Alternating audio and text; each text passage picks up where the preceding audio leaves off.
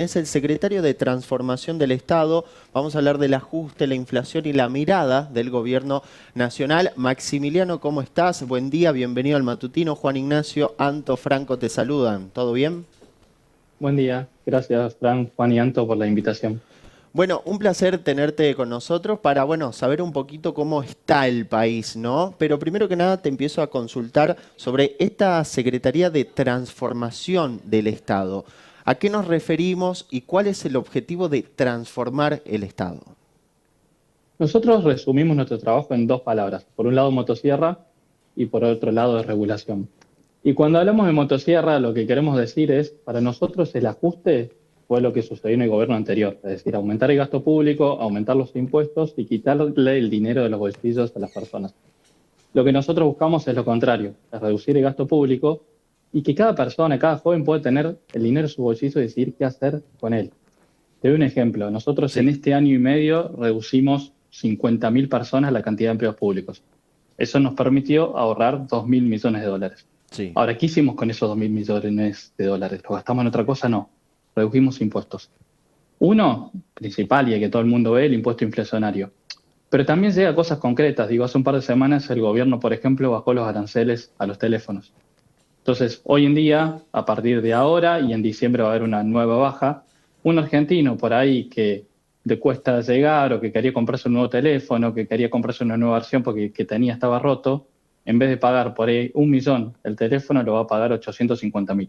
Porque la baja de 15% lo que termina permitiendo es que cada argentino tenga más dinero en su bolsillo y después lo utiliza para lo que quiera, para salir a comer, para salir con sus amigos, para comprarse una pizza nueva, para ir al cine. Entonces, lo que nosotros buscamos es eso con los ciudadanos y con los empresarios, poder bajarles los impuestos para que las empresas puedan crecer y por otro lado, a partir de ese baja el gasto constante, poder también devolverle el dinero a cada uno de los ciudadanos y que puedan decidir libremente qué hacer con su dinero. Excelente. Maximiliano, vos recién hablabas de la baja de algunos impuestos, pero ¿esto se ve aplicado realmente en los precios? ¿Hay algún artefacto del gobierno que se encargue de regular, que se fije que realmente eso se haga efectivo? Está buenísima la pregunta. Cuando uno ve el precio de un producto hay dos factores elementales. Por un lado los impuestos, en algunos ya se está viendo, el ejemplo de los teléfonos, el ejemplo de los aires acondicionados, el ejemplo de los automóviles. Los automóviles tuvieron una baja muy importante de impuestos hace un mes, 2 meses. Pero hay otro factor que es, si querés, el costo argentino impuesto por el Estado. Te voy al sector textil. Sí. Hasta hace 2 años una persona quería comprar una camisa o traer una camisa para importada y tenía que hacer una gran cantidad de trámites imposibles. Por un lado, la aduana por ahí no le dejaba traer el producto, sino a veces cobraba una coima o había restricciones o encontraban excusas.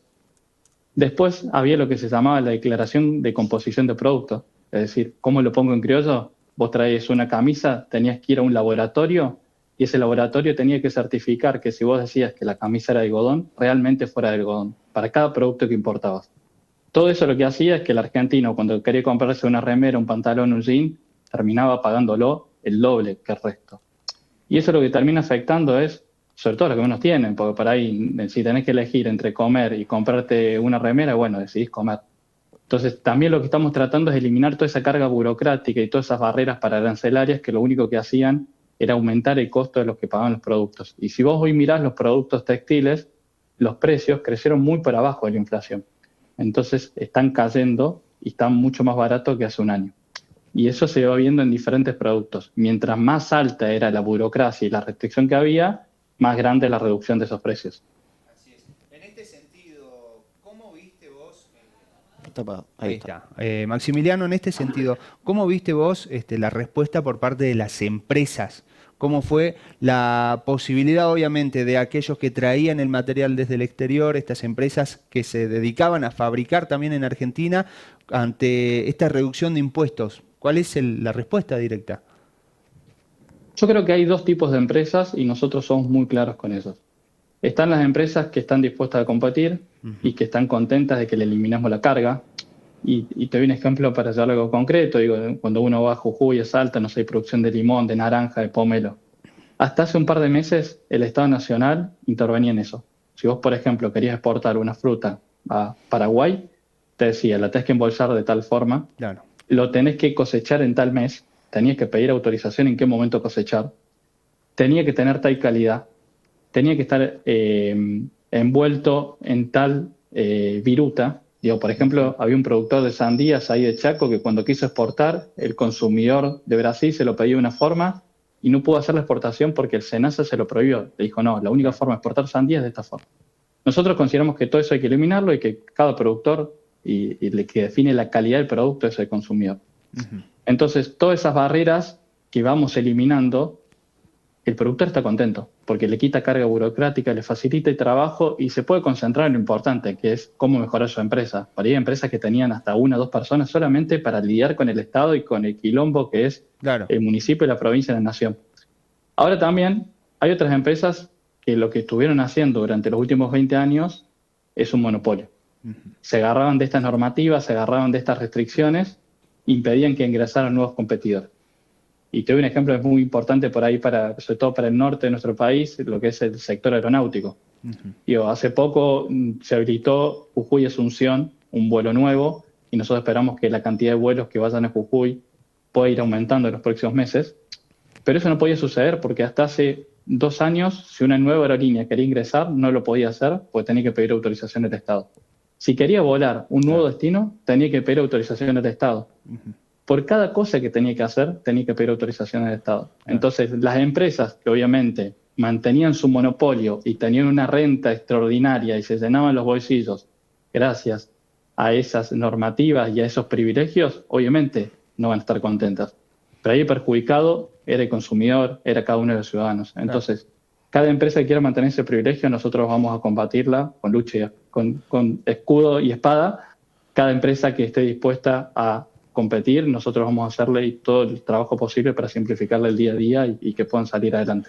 Muy bien. Maximiliano, bueno, ayer hubo novedades en diputados, se aprobó lo que es la suba del 7,2 para jubilados, después lo que es el bono de 70.000 que se venía pagando a 110.000, falta senadores, que es muy posible que lo apruebe, pero Guillermo Franco dijo que se va a vetar esto. Eso de lo que ustedes mencionan, ¿no? Del equilibrio fiscal que no se va a negociar, también va aplicado con situaciones que son tan delicadas como el sector de los jubilados, como todo lo que está sucediendo y vemos en las últimas semanas. ¿Cuál es tu opinión y cuál va a ser la manera en que se manejen? Te voy a hacer una pregunta. Nosotros siempre tratamos de cuidar sobre todo a los más vulnerables. Y un ejemplo de eso es que si bien el gasto se recortó en todas las áreas, por ejemplo la AUH, la Asignación Universal por Hijo, aumentó mucho más arriba que la inflación. Y eso también fue lo que le permitió que un montón de chicos, más de 1.700.000 niños, salieran de la pobreza. Exacto. Entonces, lo que nosotros le planteamos al Congreso es que tanto los diputados como los senadores tienen que ser responsables. Se acabó la época en donde yo lo único que hago es imprimir dinero. Si quieren proponer un aumento, de los gastos, lo que necesitamos es que digan cómo lo financian. Claro. No podemos compartir o comportarnos como una persona que no tiene un conocimiento, debemos comportarnos como adultos. Entonces, cada uno en su casa, cuando va a comprar una heladera con su tarjeta de crédito, cuando pide un préstamo, sabe que después lo tiene que pagar. Porque si no, nos estamos jodiendo en las generaciones futuras que van a tener más deuda, que van a tener más inflación. Entonces, es una jugada política. Lo único que quieren es molestar al gobierno, porque nosotros siempre lo dijimos de forma muy clara. Si quieren presentar un proyecto de ley, preséntenlo, pero digan de dónde salen los fondos. Si no está explicado de dónde salen los fondos, el presidente lo va a vetar y eso es lo que se va a hacer en el caso de que prosiga. Para aplicar una pregunta técnica, obviamente, para si se aplicaría, bueno, este aumento, lo del 7,2 y el bono, ¿se tendría que imprimir más billetes para mantenerlo o se buscarían fondos de otro lado o directamente no están los fondos? ¿Cómo sería eso? Es que esa es la responsabilidad del Congreso, claro. Porque el Congreso no puede decir, bueno, aumento el gasto sin explicar de dónde vienen los fondos. Esa tendría que ser la responsabilidad del Congreso, decir, bueno, yo quiero aumentar tal gasto, pero a su vez voy a reducir, quiero aumentar tal asignación, tal beneficio, pero a su vez voy a bajar tal gasto para compensar eso. ¿Cómo se hizo con la AUH? Con la AUH, gran parte del ahorro que se fue generando en estas medidas que fuimos tomando, por ejemplo, nosotros no solo redujimos 50.000 personas, nosotros cerramos más de 100 áreas, eliminamos más de 40% de los cargos. Todos los funcionarios venimos recibiendo el mismo salario hace 1 año y medio. Tenemos todos los salarios congelados porque creemos que el primero que tiene que dar el ejemplo es el funcionario y no podemos pedirle a la sociedad que ponga un sacrificio. si nosotros no damos el ejemplo. Al contrario, por ejemplo, de lo que hicieron los senadores que se aumentaron el sueldo a 9 millones de pesos. Sí, sí. Entonces, parte de ese ahorro que nosotros vamos generando, reduciendo cajas, eliminando áreas que no tienen sentido, también evitando la corrupción, porque uno cuando miraba, por ejemplo, se encontraba un montón de usos políticos de ese dinero y lo ponemos realmente en lo importante. Y fue donde se privilegió la UH.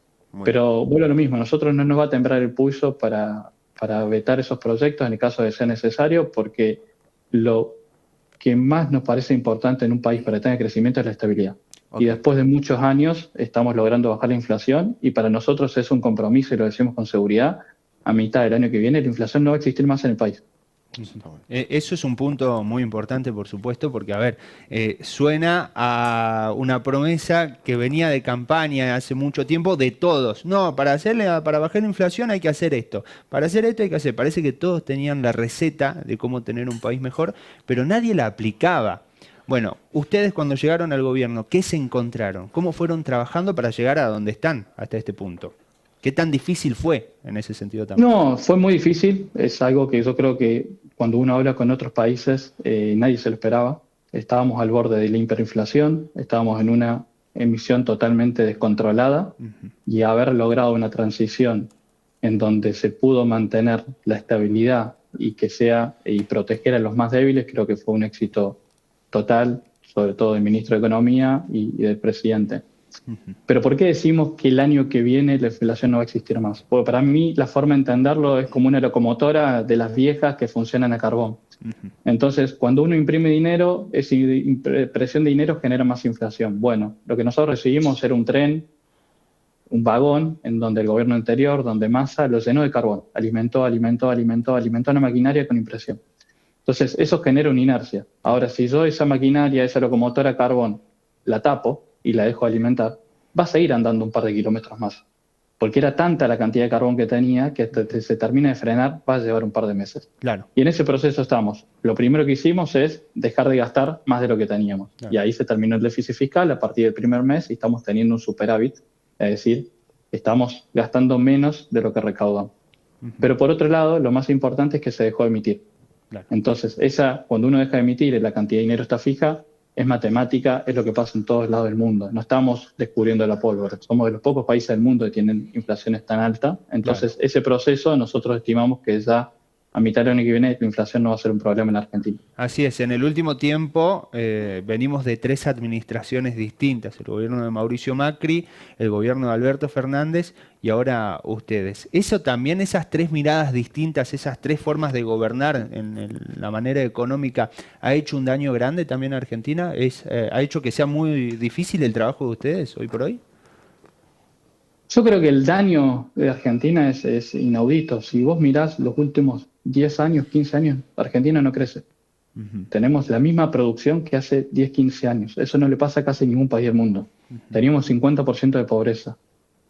Cuando vos mirás la década de los 90, el gasto público, incluido las provincias y los municipios, porque también es algo que hay que ponerlo sobre la agenda y empezar a hablar de lo que hacen los municipios y las provincias, sumado a la nación, era el 30% del PBI. Es decir, de toda la producción del país, el 30% era gasto público. El año diciembre del año que nosotros asumimos era el 41%, 43, 41%. Entonces, en 20 años se duplicó el Estado, aumentó un 50%. Ahora, vos le preguntás a cualquier argentino, ¿tiene una mejor educación? No. ¿Tiene una mejor seguridad? No. ¿Tiene un Estado que le soluciona problemas? No. Entonces, más Estado, y creo que esa es parte de la discusión que se va a venir este año en la agenda, y creo que está bueno que todos participen y puedan opinar, es más Estado no es mejor. Nosotros creemos que menos Estado es mejor porque le das la libertad a la gente de decir qué hacer con su vida, le das la libertad al empresariado de qué hacer con su vida. Obviamente hay cuestiones elementales que hay que proteger, como la salud, como la niñez, como diferentes aspectos, pero hay que hacerlo con responsabilidad. Claro. Y ese va a ser un poco el planteo que nosotros vamos a dar en cada una de las provincias, en cada uno de los municipios. Sobre todo, por ejemplo, en los municipios algo que estamos tratando de trabajar mucho es el pequeño comerciante, la pyme, que el tema el que más le molesta es la habilitación. Hay municipios que nos hemos enterado en Argentina que están 4 meses para que le den una habilitación. Un negocio no puede funcionar, tiene parado el alquiler, los salarios y no puede empezar a vender porque hay un papá Estado que no le da un papelito que te dice puedes comenzar a funcionar. Claro. Nosotros queremos cambiar eso y que en todos los municipios en donde ganemos las habilitaciones sean automáticas. Donde vos puedas decir, che, tengo el matafuego, cumplo con los requisitos, cumplo con lo que me exigís, automáticamente te da un código QR y a partir de eso podés comenzar a funcionar en el mismo día. Y no es imposible. Valenzuela en 3 de febrero lo hizo hace poquito, eliminó la dirección de habilitaciones y todas las habilitaciones son automáticas. Entonces, ese es el tipo de discusiones que queremos dar para ver cómo hacer que el Estado se corra, pero darle más libertad a la gente. Aparte, parece una locura que en pleno 2025 tanta gente tenga que dar el ok, porque no es solamente el ok de uno, sino de otro, justamente para poder recurrir a una habilitación cuando se puede sistematizar y se puede automatizar en 2 pasos. Es una locura que recién ahora se esté realizando eso. No, y aparte, ¿cuál es el rol del Estado en eso? Claro. Una persona que quiere generar trabajo, una persona que quiere vender. No estamos hablando de una persona que está moviendo residuos peligrosos, Claro. que está haciendo narcotráfico. Estamos tratándolo como si fuera un criminal a una persona que quiere generar trabajo. Tal cual. Entonces ahí es donde tenemos que decir, che, paremos un poco la pelota, repensemos el rol del Estado y que el Estado esté en lo esencial. No puede estar en todos lados, no puede estar... Nos hemos encontrado con cosas inauditas. Hay normativos que, por ejemplo, en los frigoríficos determinan cómo tiene que ser la canilla del agua, Claro. de qué tamaño que tiene que ser y en dónde tiene que estar. Hay normativas que te establecen cómo tienen que estar ubicados los escritorios en algún lugar. Entonces, eso es lo que buscamos, romper y romper con el status quo y darle una visión fresca, una visión joven y poder repensar realmente cuál es la Argentina que queremos de acá para adelante. Maximiliano, recién hablabas un poco de los ajustes. Con respecto a seguridad, educación, salud, que ahora están de paro la gente de ATE, ¿cómo van a trabajar? ¿En qué políticas públicas van a trabajar? Ahí creo que algo importante a separar son las competencias. Nosotros creemos mucho en el federalismo y la salud, la seguridad, salvo los delitos federales, son competencias provinciales. Digamos, la responsabilidad primaria es de la provincia. Ahora, obviamente hay algunos pequeños casos como hospitales nacionales, ese ejemplo es el Garrahan, y creo que también lo que estamos haciendo en el Garrahan muestra un poco nuestra visión. En el Garrahan, durante todo este año, nosotros lo que se buscó en el Ministerio de Salud es ordenar los procesos, es tratar de hacer compras más eficientes, es tratar de reducir los costos, es poner control biométrico, que puede parecer algo obvio, pero es decir, bueno, verificar que cada persona asista al trabajo, porque por ahí nos encontramos con empleados que pasaban una pila de tarjetas para asumir que otros trabajadores estaban trabajando y no estaban trabajando. Y eso nos permitió un ahorro. Y a partir de ese ahorro fue la propuesta que se les hizo a los residentes desde el hospital, porque ahí no es del Ministerio de Salud, sino el hospital, a partir de su administración, con los propios ahorros que hizo, poder darle un bono y una mejora a los residentes. Pero también hay que poner todo sobre la mesa, porque por ahí muchas personas de la oposición se llenan la boca diciendo, hablando de Garrahan, levantando banderas, pero por ejemplo en la provincia de Buenos Aires le debe a la Nación más de 100.000 pesos en los 5 hospitales que administramos juntos. Desde que inició Axel Kicillof la administración de la provincia de Buenos Aires no le transfirió un solo peso a la Nación. Y Nación, a pesar de eso, sigue sosteniendo los hospitales, a pesar de que algunas provincias no cumplen con su responsabilidad. Entonces, yo creo que un primer paso es también pensar eso, cuál es el rol de las provincias en la seguridad, cuál es el rol de las provincias en la educación y trabajar para eso. Y ahí hay un desafío muy grande porque las pruebas a aprender claramente, no sé si lo pudieron ver, dan resultados muy flojos en matemática. Y creo que hay un desafío de repensar la educación y que también sea una educación equitativa, digamos, donde no sea según en dónde naciste, qué posibilidades tenés y cómo lograr una educación donde todos tengamos un mismo nivel básico. Última cortita y al pie, Maximiliano, jugátela por favor. ¿Vendrá en este 2025 Javier Milei a la provincia de Jujuy? No lo sé, pero podemos hacer llegar la invitación. Creo que estaría bueno. Muchísimas gracias, Maximiliano. Gracias, Maxi. Buena la información, te Muchas agradecemos gracias. y bueno, saludos. Un gusto.